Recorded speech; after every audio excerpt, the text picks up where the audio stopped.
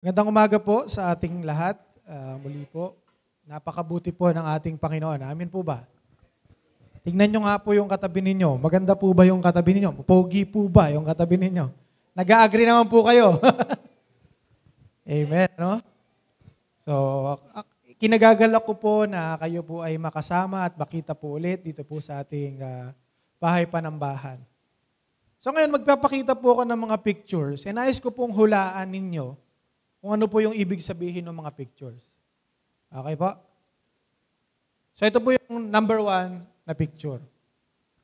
Okay. So, sige po, tignan nyo pong maigi. No, meron pong king, tapos may mga nagbagsakan po sa gilid. Next picture. Ayan.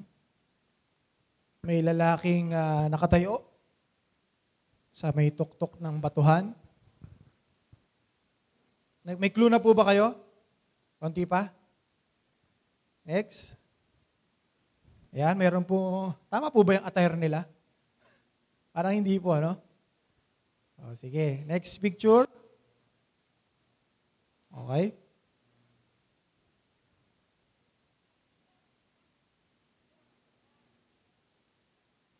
Meron na po kayo idea? Ito po yung last clue. Ano po ang salitang hinahanap natin? Victory. No? Sino po bang ayaw magtagumpay sa buhay? Meron po bang gustong mag-fail sa buhay? Wala po, tama? Lahat po tayo, bawat aspeto po, pinakita po dito sa iba't ibang picture, iba't ibang aspeto ng buhay. Meron po sa atin mga mahilig mag-chess. Gusto po natin, lagi po tayo, kung maaari lang, matalo po natin si Magnus. Diba? Kung meron pong pagkakataon na matalo po natin yung pinakamagaling mag-chess sa buong mundo, kukunin po natin. Tama po? Gusto po nating masuong yung mga problema sa buhay. Gusto nating magtagumpay. Meron po ba sa inyo na pag dumating po ang problema, gusto nyo po natatalo po kayo sa problema? Wala po, di ba? Gusto po natin tayo ay magtagumpay. And sa trabaho, gusto din po natin tayo po yung ma-promote, tayo yung maitaas. No, magtagumpay tayo sa lahat ng ating hinaharap. Yan, 'di ba, nung mga bata po tayo, meron po tayong mga pangarap sa buhay. 'Di ba? At kung titingnan po natin yung bata po tayo 10 years ago, at kung nasan man po tayo ngayon, masasabi mo ba dun sa 10 years younger na ikaw na, very good, nakarating ka kung saan mo gustong makarating? Masasabi niyo po ba? Hindi po natin alam, no? Kayo na lang po makakasagot kung masasabi niyo po dun sa 10 years younger. Pero ang importante po dun, ang pinag-uusapan po natin is victory. Alam niyo po, marami pong tao, no? Mali po ba yung magtagumpay? Question, mali po bang magtagumpay? Sino po naniniwala dito na mali po ang magtagumpay? Sino po nagsasabi na hindi po mali ang magtagumpay sa buhay? Sino naman po dito, kahit na tagumpay o hindi tagumpay ang pinag-uusapan, hindi nyo po itataas yung inyong kamay? No? Wala pong masama sa pagtatagumpay. Especially kapag ang pagtatagumpay po natin ay iniaalay po natin sa ating Panginoon. Kaya lang po, ang problema po, minsan, pag sunod-sunod po yung tagumpay na nararanasan po natin, ano po nangyayari? Nag-uumpisa na pong mabuo yung pride sa puso natin. Pride na ang akala po natin, self-confidence. Na nabubuo na sa isip mo, hoy, kaya ko pala. Kasi nagtagumpay ako dito sa level 1. Ngayon nasa level 2 na ako. Ngayon nasa level 3 na ako. Unti-unti na aabot ko na. Kaya ko pala. So yun po yung nagiging problema. Pag sobra-sobra na po yung tagumpay sa ating puso, nag-uumpisa na po tayong magtiwala sa atin pong kakayahan. At alam niyo po, yung atin pong pag-uusapan ngayon, nag-umpisa po siya na malaki po yung tiwala niya sa Diyos. Kayo po ba malaki po ang tiwala niyo sa Diyos? Kahit po ba pangit ang nangyayari sa buhay niyo ngayon, masasabi niyo pa rin, mabuti ang Diyos. Marami pong Kristiyano, marami pong tao, ang nag-uumpisa po, no, marami po tayong pananampalataya. Malaki po yung pananampalataya natin sa Diyos. Kaya lang, habang tayo po ay nagtatagumpay, no, nag-umpisa po tayo sa wala naman tayong kaalam-alam, and then pinagtagumpay tayo ng Panginoon isang beses, pangalawang beses, pangatlong beses. Minsan nalilimutan po natin na ang Panginoon ang nagbigay ng tagumpay natin at nag-uumpisa na nga po tayong magtiwala sa kung anong kaya nating gawin. Marami pong ganong Kristiyano. Marami pong Kristiyano nag-umpisang okay, natapos ng hindi. Kaya nga minsan nagtataka po ako bakit po yung pangalan ng ministries nila, pangalan po nila. No, kasi di ba dapat ang ministry ay para sa Diyos. Ang maitaas dapat po ang Panginoon. Dapat pag tumulong po tayo sa tao, hindi po para sa ating gain, kung hindi, dahil mahal po sila ng Panginoon. Yun po yung gusto nating gawin. Kaya lang, no, habang tayo po ay nagtatagumpay, yung paa po natin lumilipad din, nawawala na po sa lapag, at nalilimutan po natin na ang tagumpay lang ay galing sa Diyos. And si David po sa 2 Chronicles chapter 21, no, sabi dito, then Satan stood against Israel and incited David to number Israel. So David said to Joab and the commanders of the army, go number Israel and Beersheba to Dan, and bring me a report that I may know their number. Bago ko po ituloy, tayo po muna ay manalangin. Panginoong Diyos, maraming salamat po. Salamat po sa panibagong araw. Salamat po sa buhay. Lord, dalangin ko po sa umagang ito na itago niyo po nawa ako sa inyong likuran. At hayaan mo na ikaw lamang po ang siyang maitaas. Sa gitna ng bawat isa, Lord, hindi po namin maririnig yung sinasabi mo kung hindi niyo po bubuksan yung aming puso, yung aming isipan. Kaya naman po, Lord, Holy Spirit, dalangin ko na i-ready mo po yung puso namin upang marinig at magkaroon po ng pagbabago sa amin pong buhay. Salamat, dakilang Diyos. In Jesus' name. Amen. So ito pong 1 Chronicles, meron siyang parallel verse. Parallel verse po nito, makikita po natin sa 2 Samuel chapter 24. Ang sabi po doon, and the anger of the Lord was kindled against Israel, and he incited David against them, saying, go number Israel and Judah. Kung babalikan niyo po, ang sabi, then Satan stood against Israel. So parang medyo may konting disconnect po, no? Kasi sa Chronicles, ang binabanggit po si Satan, pero sa Samuel, ang sinasabi, si Lord. So sino po ba talaga ang alin? Sinasabi lang po, pinapakita lang po sa atin dito, na si Satanas, kagaya po nung kay Job, ay maaaring humingi ng permiso, no, sa Panginoon at sabi, pwede ko bang subukin itong man after God's own heart? So, ibig sabihin lang po nito, pinapakita po sa atin na pinayagan po ng Diyos na subukin po si David. Kaya lang po, ano po nangyari? Si David po ay nag-give in o sumuko sa temptation. At ano pong ginawa niya?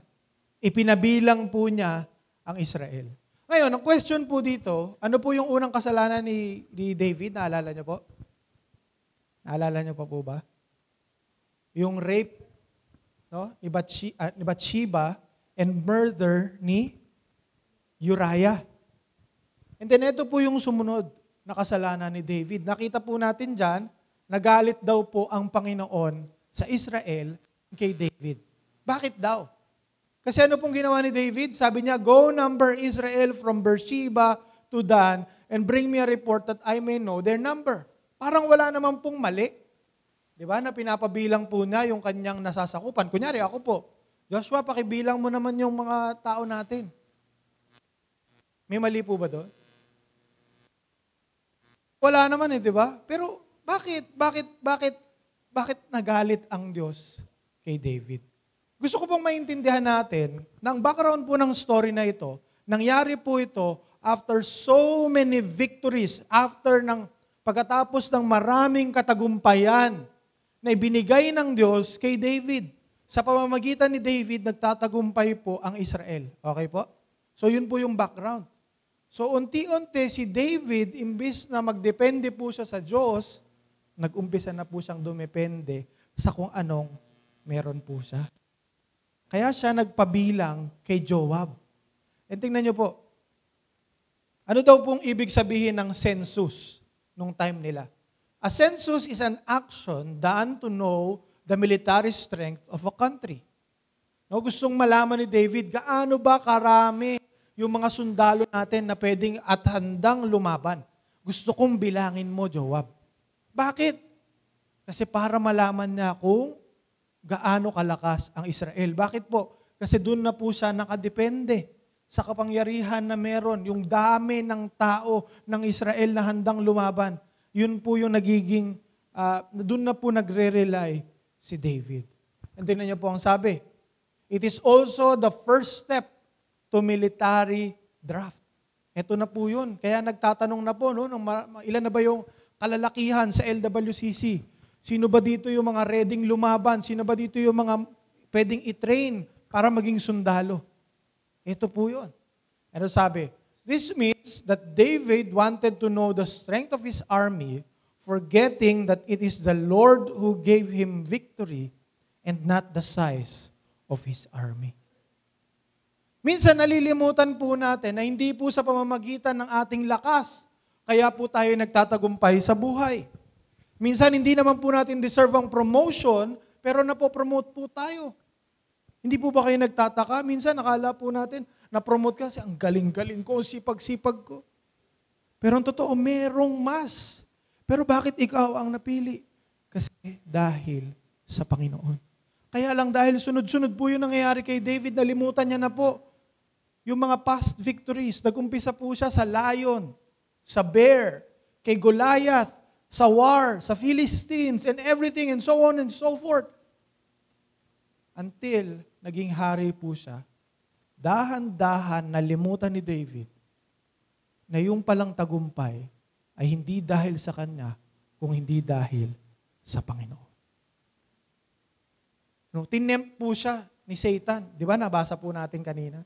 Sabi, David, tingnan mo kung ilan pa yung mga tao mo. Baka pag sumugod yung ganito, matalo kayo. Naging reliant na po si David. And sabi po ng Deuteronomy chapter 7, ang hari daw po ng Israel, kung sakasakaling magkaroon po ng Israel, Deuteronomy, Samuel, medyo malayo po yun. Deuteronomy, time po ni Moses. So ibig sabihin, bago pa po humingi ng hari ang Israel, nakita na ng Diyos. No? Ang ganda po, no? Kasi dito nakikita po natin na bago pa mangyari, alam na ng Diyos na mangyayari. So sabi dito ng Panginoon, pagka magkakaroon kayo ng hari, ang hari ng Israel, dapat hindi kagaya ng mga pagano. Hindi dapat sila gumaya sa mga pagano na ang focus ay yung military strength. O kumuha ng mga kabayo, yung mga ganyan. So kung babasahin niyo po yung Deuteronomy chapter 17, makikita niyo po yan. Pero dito, makikita po natin si David, unti-unti, nagiging para na pong yung mga nakapaligid sa kanyang country. Tama? No, nagpo-focus na po siya dun sa lakas ng kanyang military. Hindi po siya nagpo-focus na sa lakas ng Diyos na kayang gawin ang kahit na ano. Nakalimutan niya na po yung imposibleng Diyos na nagbigay sa kanya ng lakas para matalo yung isang higante. So ano po nangyaring sumunod? No, naging self-reliant na po si David. Ano pong nangyaring sumunod? So, tingnan po natin.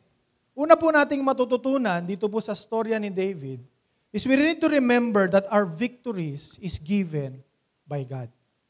Ang ating pong katagumpayan ay nanggagaling lamang po sa Diyos. Marami po sa ating mga Kristiyano ang nakakalimot na po sa kabutihan ng Diyos. Nalilimutan na po natin ang lakas ng Diyos. E nalilimutan po natin na sa pamamagitan lang po ng grasya ng Diyos, kaya po tayo merong katagumpayan. Hindi po dahil nakagraduate ka ng cum laude, hindi dahil nakagraduate ka ng may masters ka, may doctorate ka. Hindi po yun sa title, hindi po yun sa kahit anong na-achieve natin sa buhay. Kasi lahat ng na-achieve po natin sa buhay ay nanggaling lamang po sa Diyos. Yan po yung kailangan nating ilagay sa atin pong isipan. Kahit gaano kang binebless ng Panginoon, lagi nyo pong tatandaan, nagtatagumpay po tayo dahil sa Panginoon. Paano ko po nasabi? Kunyari, sabihin natin, masipag ka magtrabaho. Kaya lang sinabi ng Panginoon, sige, tigil ko na yung lakas mo. Hindi ka na magkakaroon ng lakas para bumangon bukas. May magagawa po ba tayo? May magagawa po ba tayo? Well, kaya lahat ng kung ito, bukas niyo po bang sabihin, buhay pa kayo? Meron pong isang storya, no? Yung mag-boyfriend, girlfriend po sila. Yung lalaki, sinama po niya yung kapatid niya. Pumunta po sila, yung kapatid niya at yung girlfriend po ng kapatid niya. Pumunta po siya doon sa bahay ng girlfriend niya. Nag-propose po siya. And sa magandang pangyayari, umuo po yung babae. Sa pag-oo ng babae, sasakay na po dapat yung babae, magla-lunch po sila together. Yung babae dapat sasakay din doon sa kotse ng lalaki. Pero sabi ng lalaki, hindi na, doon ka na sa kotse ng parents mo, sumunod na lang kayo sa amin. Pagbaba po nila, nauna po yung lalaki, yung sasakyan ng lalaki, may pasalubong po na truck. Sumalpok. Yung truck, doon sa kotse na sinasakyan ng fiancé ng babae. Dead on the spot. Yung tatlo. Yung lalaki, yung kapatid niya, tsaka yung girlfriend ng kapatid. Patay po silang lahat. Ang nabuhay po, yung fiancé na babae, yung kanyang pamilya. Ano pong gusto ko sabihin? Wala po dito nakakasigurado na paglabas po natin ng church, hindi po tayo mamamatay. Wala pong kayang magdagdag sa buhay po natin. So kaya po sinasabi ko po sa atin, lagi po nating tatandaan na ang ating pong katagumpayan ay nanggagaling lamang po sa Diyos.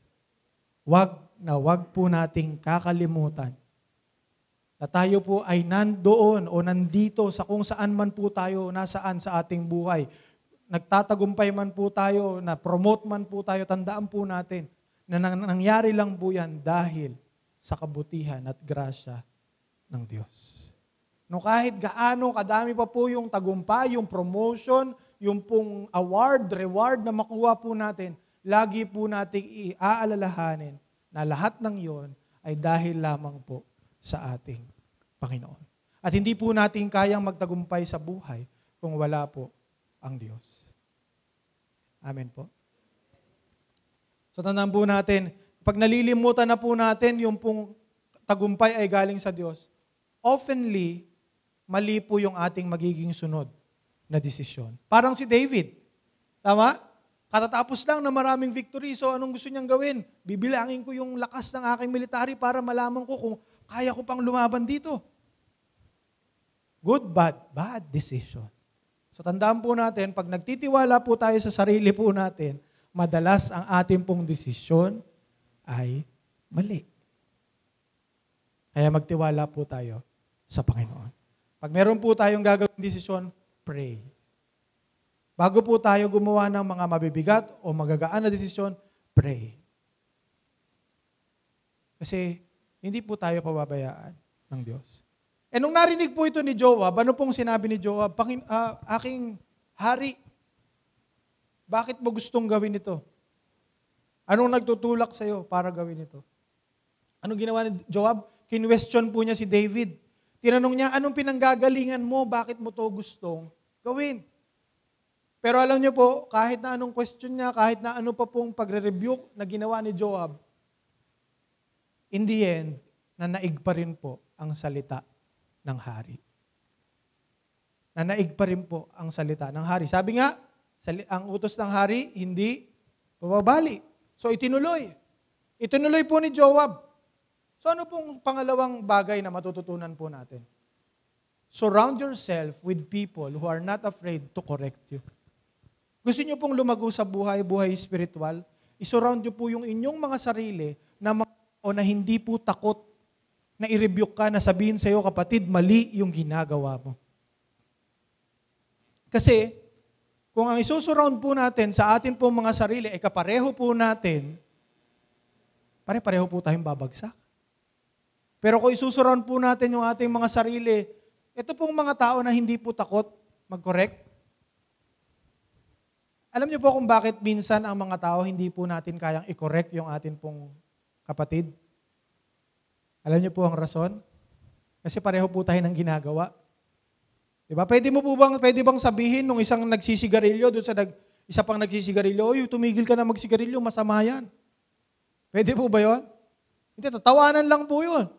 Sa amin, ganun po kami nung magbabarkada. Pag sinabihan po, uy, kayo, payosi-yosi pa kayo, masama yan. Tatawa lang po lahat. Ikaw nga pinakamalakas magsigarilyo dito eh.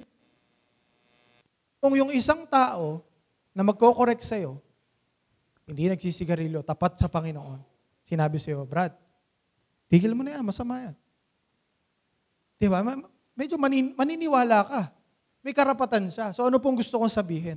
Surround yourself with people na malapit po sa Panginoon. Don't surround yourself with people na malayo sa Diyos. Anong makukuha mong mga advice na galing sa kanila? Wala. Pangit yung mga advice. So, again, surround yourself with people who are not afraid to correct you. Si Joab, kahit nahari po si David, hindi po siya nangimi na questionin kung bakit yun po yung desisyon ni David. And because of that, mamaya makikita po natin, merong pong konting effect yung pong pagko-correct ni Joab. No? So ngayon, tumuloy po si Joab. It took almost 10 months para matapos po yung census na pinagawa ni David. And alam niyo po, sa loob ng 10 months na to, pwede naman sanang tumigil na si David, tama? Maaring na-realize niya na, Lord, mali yata yung ginawa ko. Kasi kung babasahin po natin, yung atin pong text dito, sabi dito, but the king's word prevailed against Joab. So Joab departed and went throughout Israel and came back to Jerusalem. And Joab gave the sum of the numbering of the people to David in all Israel. There were 1,100,000 men who drew the sword. And in Judah, 470,000 who drew the sword. But he did not include Levi and Benjamin in the numbering, for the king's command was abhorrent to David. Ibig sabihin, kahit si Joab mismo, hindi hari, isang commander, alam niya na mali yung pinagawa ni David sa kanya. Alam po niya, kaya nga sa umpisa pa lang, nag-question na agad si Joab. Pero ang sabi po dito, nag-prevail ang utos ng hari. Ano pong sumunod na sinabi? But God was displeased with this thing, and He struck Israel. And David said to God, I have sinned greatly that I have done this thing. But now please take away the iniquity of your servant, for I have acted very foolishly. No? So na-realize po ni David, doon po sa kanyang kagagawan. Minsan ganito po tayo, no? Na-realize po natin na mali po yung ginagawa po natin o ginawa po natin pag nandyan na po yung kaparusahan. Tama po? Di ba yung binasa ko po kanina sa 1 Corinthians chapter 11, tayo po ay kinokorek dahil tayo po ay mahal ng Diyos para hindi po tayo maparusahan kasama ng sanlibutan. So minsan, meron pong mga nangyayari sa buhay po natin na hindi po tribulation. Hindi po yan pagsubok. Tayo po ang may gawa niyan. Yan po yung consequence ng ating mga kasalanan. Minsan nakala po natin tayo po ay tayo po ay binibigyan ng tribulation ng Diyos para tumatag tayo, pero ang totoo, that is the consequence and correction of God. Kagaya po ni David, minsan nare-realize po natin yung atin pong consequences. Kaya lang minsan, hindi po. Minsan hindi natin alam na mali na pala yung ginagawa po natin. Kaya babalik po tayo doon sa number 1 na sinabi ko. Surround yourself with people who are not afraid to correct. Kasi yung mga taong nakapaligid sa iyo, silang magsasabi, kapatid, nangyayari yan. Kasi pinarurusahan ka ng Diyos. Kasi meron kang mali, meron kang kailangan tignan sa puso mo kung bakit nangyayari yung mga bagay na yan sa iyo. May gustong ayusin ang Panginoon sa iyo, sa pamilya mo at sa iyong buong sambahayanan. And nakita nga po natin, si David, na-realize po niya. And ano pong ginawa ni David? Humingi po siya ng tawad sa Diyos. Kaya lang po, tandaan po natin na ang paghingi po natin ng tawad, hindi po niyan ine-exempt ang consequences sa buhay po natin. Tandaan niyo po yun, ha? Pag nag-sorry po kayo sa Panginoon, hindi niyo po pwede sabihin, Lord, nag-sorry naman na ako, paparusahan mo ba ako? Hindi po discipline ang tawag po doon. Pag-i-spoil ang tawag po doon. So, hindi po porket nag-sorry na po tayo, hindi po tayo makatatanggap ng consequence. Apologies para makareconnect tayo, makareconcile sa Diyos, pero hindi po noon tayo maililigtas sa consequence ng atin pong ginawa. So, ano po yung nangyari kay David? Sa galit po ng Diyos, tingnan niyo po ito, mabuti pa rin po ang Diyos kay David. Binigyan po siya ng 3 option. Dahil nagkasala ka, laban sa akin at nagtiwala ka sa sarili mo, bibigyan kita ng 3 option. Number 1 option, 3 taon ng taggutom ang tatama sa Israel. Pangalawang option, 3 buwan na matatalo ka sa iyong mga kalaban. Yung pangatlo, 3 araw ng peste sa buong Israel. Ang babasahin po natin yung text, nakalagay po doon, pestilence of the sword or by the sword. No? So, ibig sabihin, angel of death. Yung parang pestilence nung time ng ni Moses. So, ano pong pinili ni David? Pinili po ni David yung pinakamaikli. 3 days of pestilence. 3 araw ng peste. Kasi ano pong sabi ni David? Huwag nating hayaan na tayo ay matalo sa ating mga kalaban. So, pinili po niya again yung 3rd option. So, ano pong nangyari sa pestilence na ito? 70,000 people died because of 3 days of pestilence. 70,000 people because of a mistake. Because of pride. Ito po yung gusto kong sabihin sa inyo. When we start trying, or when we start trusting ourselves, our power, our strength, malaki po yung mawawala sa atin. Kaya ano po ang gusto ko sabihin? Trust the Lord. Give glory to God. Ano po yung number 3 na makikita po natin? Our sins affect the people closest to us. Yung pamilya po natin, nagkasala po yung tatay, maapektuhan po yung mga anak. Yung mga anak, nagkasala po sa Panginoon, maapektuhan po yung pamilya. Tandaan po natin na yung mga taong nakapaligid po sa atin, yung atin pong pamilya, sila po yung tatamaan ng pestilence o nung parusa o yung consequences ng Diyos. Bakit po? Kunwari, ako po yung nagkasala, yung kapitbahay po namin ang naapektuhan, maapektuhan po ba ako? Hindi. Marirealize ko po ba na may mali sa akin? Hindi. Pero kung yung anak ko po ay magkasakit dahil sa meron po akong ginawa laban sa Diyos, maapektuhan po ba ako? Yes. Kaya po tandaan po natin, ang pamumuhay po natin bilang isang Kristiyano, bukod sa meron po tayong one-on-one relationship with God, meron din po tayong pamilya. So yung atin pong pagsunod sa Diyos ay hindi lang po para sa atin, kung hindi para sa Diyos mismo at para sa kapakanan ng atin pong pamilya. And ang immediate nung time na to kay David is yung Israel. Yung kanyang country na pinangungunahan. Napansin po ninyo? Sa iba't ibang hari, pag binasa nyo po, lagi pong ganon, matatalo po sila, tapos tatalima sila sa Diyos. Di ba parang tayo din po? Pag naparusahan tayo ng Diyos, bigla nating hahanapin ng Panginoon, Lord, sorry po talaga, ganito, ganyan. No? So, tandaan po natin, ang ating pong mga kasalanan will affect the people around us. So nung nakita na po ni David, yung pong nangyayari, yung 3 days of pestilence resulted to 70,000 dead people, nagmakaawa na po siya sa Diyos. Sabi niya, Panginoon, ako po talaga yung may kasalanan. Yung parusa sa akin na lang po at sa aking pamilya, wag niyo na pong idama yung Israel. Ako po yung pumili, Lord. Ako po yung may kasalanan. Ako po yung nagsabi kay Joab na gawin po niya ito. Kaya naman, ako na lang po, Panginoon, ang parusahan mo. Yung pamilya ko na lang po ang parusahan mo. Ano pong matututunan natin doon? Be accountable of your actions. Kapag nagkasala po tayo, wag po tayong maghanap ng masisisi. Diba?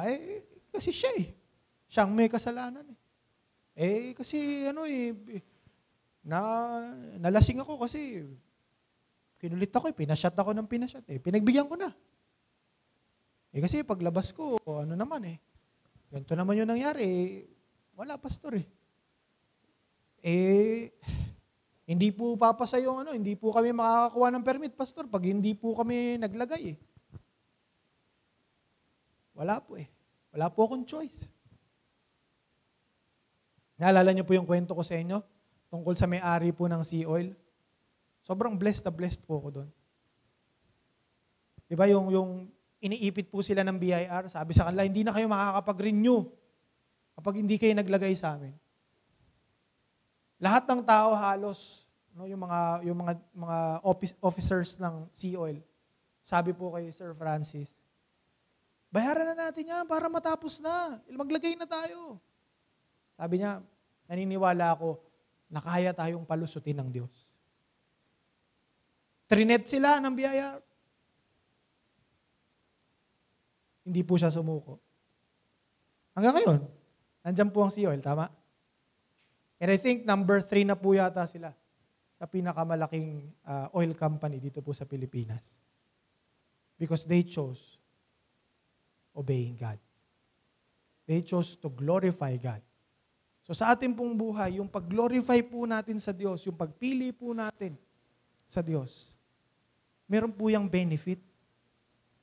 Minsan sinasabi ko po sa inyo, yung atin pong mga ginagawa, hindi naman po doon nakadepende ang Diyos. Pero remember that obedience, sabi nga ni Samuel, obedience is better than sacrifice. Marami kang tinutulungang mga tao pero hindi ka naman sumusunod sa Diyos. Worthless. So, ang first step po, obey God. So, number 4 po natin, be accountable of your actions. Lagi po nating akuhin yung atin pong mga nagawang kasalanan. Wag po tayong manisi ng ibang tao. Wag po tayong maghanap. No? So yan po yung talagang matututunan po natin dito. And then after po nung nagmakaawa po si David sa Diyos, syempre ang Diyos nakinig po kay David. And ang sabi ng Diyos kay David, sabi niya kay God, G-A-D po hindi po G-O-D, si G-A-D si God, ay isang propeta. Sabi niya, sabihin mo kay David, nagawan niya ako ng altar. Altar sa lupain ni Arauna. So nung narinig to ni David na, yun, sumagot na ang Panginoon. Lumapit po siya agad kay Arauna. Ang sabi niya, gusto kong bilhin itong threshing floor mo. Siyempre si Arauna, bilang isang mamamayan ng Israel, at yung hari pumunta mismo sa bahay niya at sinasabi na gustong bilhin yung lupain, ano po sa palagay nyo ang sinabi ni Arauna? Sa'yo na lang. Di ba? Hindi ko po ibebenta, mahal na hari. Sa inyo na po. Gawin nyo po yung nais nyo sa lupain kong ito. Pero ano pong sabi? No. I insist on paying the full price. I will not take for the Lord what is yours or sacrifice a burnt offering that costs me nothing. Hindi ako magbibigay sa Diyos ng isang bagay na hindi nagko-cost sa akin o yung walang kirot ba. So ibig sabihin, yung pagbibigay po natin sa Diyos, dapat naramdam po natin na talagang, aray, mahirap tong ibigay pero ibigay po natin regardless sa Panginoon. Si David, nung narinig po niya ito, sumunod po siya ulit sa Panginoon. At sa pagsunod ng ito, na-refresh po sa isip niya. Nung bata po siguro siya, di ba, na sumusunod po siya palagi sa lahat ng pinapagawa ng Panginoon. So ano po ang matututunan natin dito? Give God what He deserves.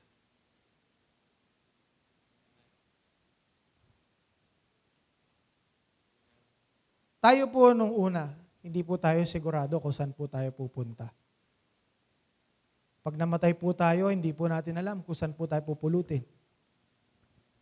Pag namatay po tayo dati, hindi natin alam na meron pong langit at lupa. Akala nga po natin dati, pwede natin bilhin yung ating daan papuntang langit sa pagiging mabait, sa paggawa ng mabuti, sa pagtulong sa kapwa. Pero ang Diyos, alam po natin, sinabi ng John 3:16, sa sobrang pagmamahal ng Diyos sa sanlibutan, ibinigay niya yung kanyang bugtong na anak, na ang sino man, yung pong salitang sino man, para sa akin ay napakalalim. Ibig sabihin, regardless kung kriminal ka, mabait ka, masama ka, basta ikaw, bilang tao, ay sumampalataya sa Panginoong Jesus. Ano po yung binigay niya? Buhay na walang hanggan. So kung ang Diyos kayang ibigay ang buhay na walang hanggan, kung ang Diyos mismo nagkatawang tao, pinako sa krus ng Kalbaryo, ibinigay yung buhay, yung lahat ng hirap, siya yung dumaan para tayo na sumasampalataya sa Kanya ay hindi na mapunta sa impyerno. Anong bagay yung hindi natin dapat ibigay sa Diyos? Hello? Yung pagbibigay po natin sa Panginoon should cost us something. Kasi yung pagbibigay po ng sobra-sobra, naalala niyo po yung widow's mite? Yung si Jesus, pinapanood po niya yung mga nagbibigay po ng mga offering, yung mga tithes. Di ba yung mayayaman doon, nagbibigay, ang lalaki, siguro 1 million, 5 million, 3 trillion. Di ba? Pero sobra lang yun ang pera nila. Wala lang yun sa kanila. Pero yung isang widow o yung isang balo, naglagay ng 2 kusing. Kaya lang, yung 2 kusing na yun na lang ang pera na meron siya. Anong sabi ni Jesus Christ? Ibinigay niya yung kanyang buong buhay. Alin doon ang mas may value? Alin po doon? Yung binigay ng balo. Kasi wala na po siyang meron, pero pinili pa rin po niyang ibigay. So ano pong itinuturo sa atin? Magbigay po tayo yung bagay na talagang mararamdaman po natin na, Lord, eto na lang po yung meron ako, pero ibibigay ko po sa inyo. Ay, pera lang po ba pinag-uusapan natin? Hindi po. Oras, lakas. Di ba? Kasi minsan, sobrang busy po natin sa mundong ito.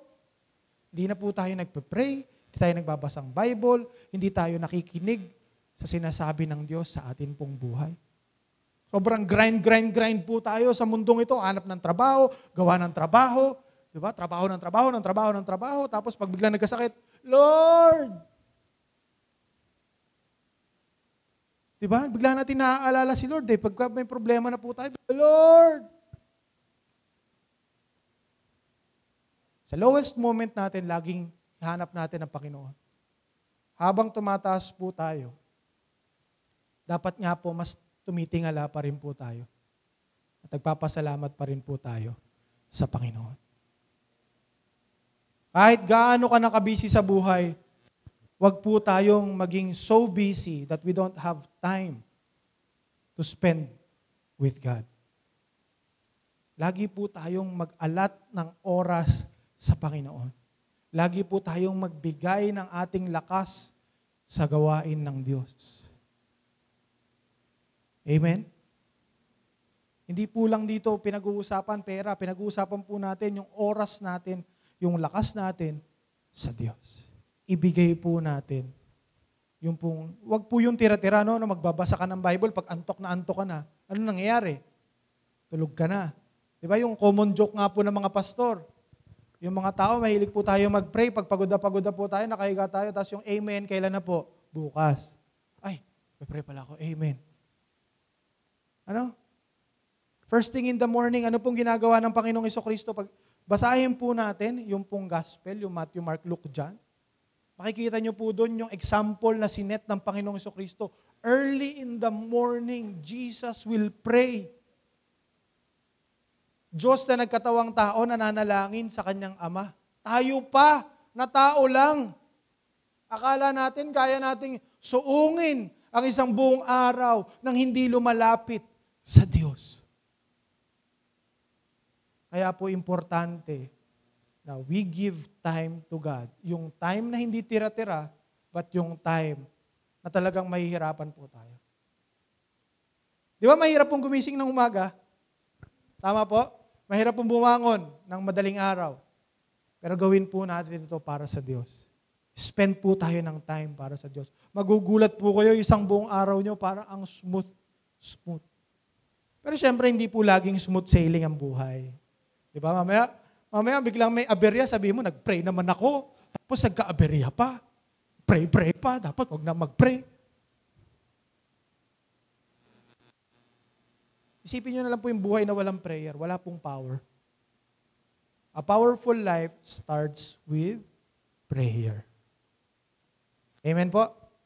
And number 6, the Lord gives high regard towards genuine repentance. Ang keyword po dito is genuine. Kunwari po may lumapit po sa inyo, ang sabi, sorry na. Ano po sasabihin nyo? Okay lang. Diba? Ganun lang din po sagot, okay lang. Pero pag meron po ang tao na lumapit po sa atin, nagkasala sa atin, and sabi, alam mo, nagkasala talaga ako. Sorry sorry talaga. Hindi ko talaga sinasadya. And alam po natin, ang genuine repentance often leads to, saan po? Hindi pag-ulit ng kasalanan. Pero hindi po ibig sabihin na pag pinatawad nyo na at naulit nyo yung kasalanan, hindi na po natin patatawarin. Kasi ang tanong ni Peter, ano pong tanong ni Pedro? Panginoon, gaano po ba namin dapat patawarin ng aming mga kapatid? Ano pong sabi? 7 beses? Hindi. Ano sabi? 70 times 7. 490, tama ba? 490 times. Baka naman po mamaya, pag uwi nyo, gumawa po kayo listahan ng mga anak nyo. Okay, Zorel, Joey, Abby, nagkasala. 1, 2, 3. Hindi po ganun. Ang ibig sabihin lang po noon is, babalik po kayo sa 1 John 1:9. If we confess our sins, He is faithful and just to forgive us and cleanse us from all our unrighteousness. Ibig sabihin, patatawarin po tayo ng Panginoon. So kung tayo po ay pinapatawad ng Diyos, ano po yung dapat natin gawin? Ano pong dapat natin gawin? Hello? Ano po dapat natin gawin? Magpatawad. Yung unforgiving heart, kailangan po nating alisin. Because God forgave us. Lahat po tayo ay nakaasa lang po sa grasya ng Diyos. So again, the Lord gives high regard towards genuine repentance. So pag humingi po tayo ng tawad sa Diyos sa isang kasalanan, subukin po natin na hindi na po maulit yung pagkakasalang iyon. Sabi dito sa 1 Chronicles chapter 21, verse 26 to 27, and David built there an altar to the Lord and presented burnt offerings and peace offerings and called on the Lord. And the Lord, ano po sabi? And the Lord answered him with fire from heaven upon the altar of burnt offering. nung nakita ng Panginoon na si David ay genuinely humihingi ng tawad sa kanya, nagpadala ang Diyos ng apoy. Naalala niyo po si Elijah? Baka ganun po yun nangyari din dito.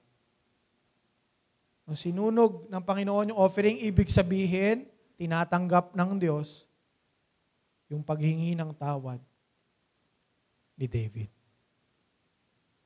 Tayo rin po, marami rin po tayong pagkakamali sa atin pong mga buhay.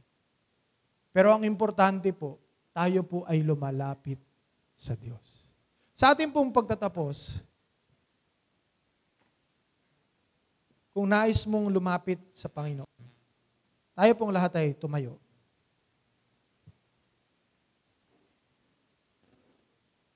Ito po yung time na kung saan pwede po tayong humingi ng tawad sa Panginoon sa atin pong mga pagkukulang sa Kanya, sa atin pong mga pagkakamali laban sa Diyos.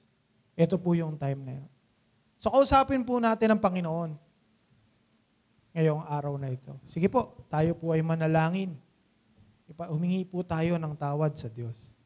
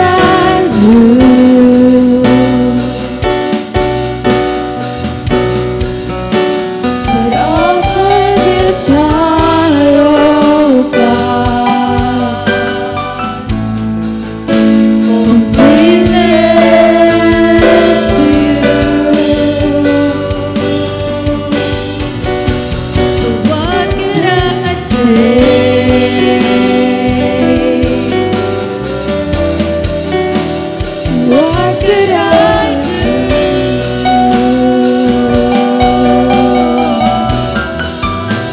But offer this heart, oh God, completely to you.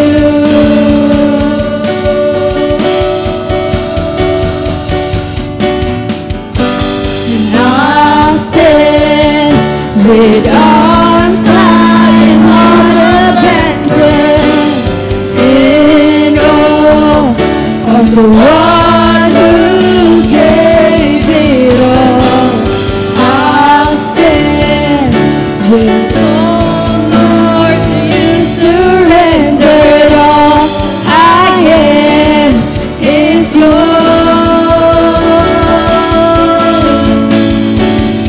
I'll stand with arms high and heart abandoned in awe of the one who gave it all.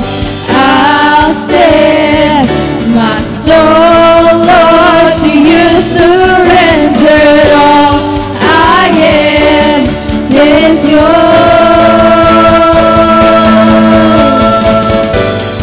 I'll stand with arms high and heart abandoned in awe of the one who gave it all.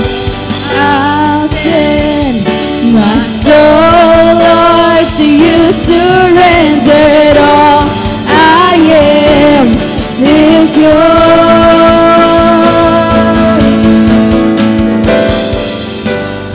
Stand with arms high and heart abandoned.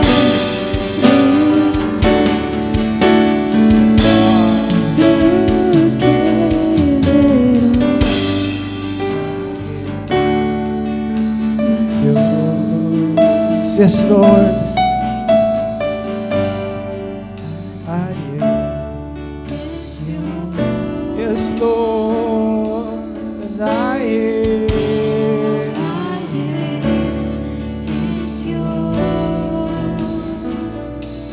Panginoon, maraming salamat po sa umaga pong ito. Salamat o Diyos dahil sa dami po ng aming kasalanan laban sa inyo. Nananatili po kayong tapat sa amin pong buhay. Nananatili po kayong mapagpatawad sa mga taong kagaya po namin. Kaya naman po, Lord, nais namin lumapit sa inyo sa umagang ito. Humihingi po ng tawad. Isinusuko yung amin pong mga buhay. At Lord, handa po kaming sumunod sa nais mong iutos sa amin sa araw pong ito. Lord, turuan mo ang aming puso, ang aming isipan. Turuan mo po kaming sumunod sa inyo, pakinggan yung sinasabi mo, Panginoon, sa aming pong buhay. Lord, ayaw na po naming mamuhay nang naaayon po sa aming kagustuhan. Lord, ang nais po namin ay sumunod sa kung anong nais mo sa amin. Kaya naman po, Lord, bigyan mo po kami ng maliwanag na salita, maliwanag na direksyon kung saan mo po kami dinadala. Ikaw po nawa, Panginoon, ang kumilos sa aming buhay mula po sa araw na ito, O Diyos. Tulungan mo po kaming magkaroon ng pagtatagumpay sa pagsunod po sa inyo. Salamat po, dakilang Diyos. Sa iyo po namin ibinabalik ang papuri, pasasalamat in Jesus' name. Amen. To God be the glory po.